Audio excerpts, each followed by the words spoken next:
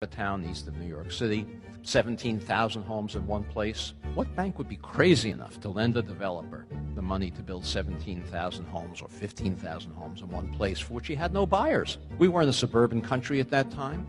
People thought the whole idea was lunacy. Who's going to want to live in a single-family home when they can live in the city instead? Any of these developers, the only way they could get the capital to build these giant subdivisions was by going to the Federal Housing Administration, submitting their plans for the development for approval of the construction materials they were going to use, the architectural design, the layout of the streets in the subdivision, and an explicit commitment not to sell a home to an African American, required by the Federal Housing Administration. The Federal Housing Administration even required, as a condition of these guarantees, developers like Levitt to place a clause in the deed of every home prohibiting resale to African Americans or rental to African Americans.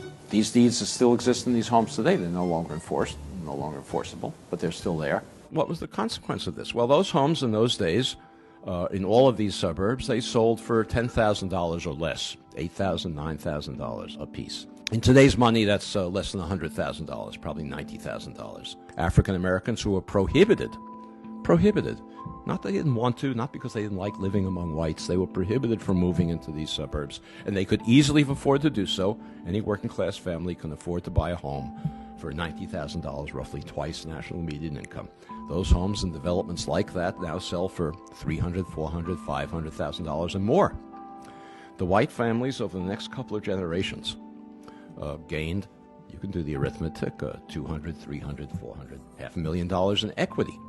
They used that equity to send their children to college, to take care of medical emergencies, to take care of economic downturns, most importantly, to bequeath it to their children, who then had down payments for their own homes. African Americans who accumulated none of that wealth as a result of this federal subsidy had none of those abilities.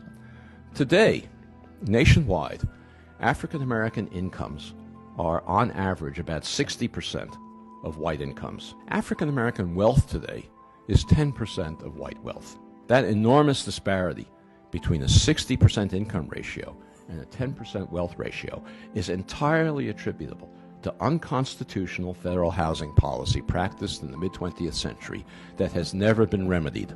It's a constitutional violation, and of course it determines the ongoing racial inequalities we have today.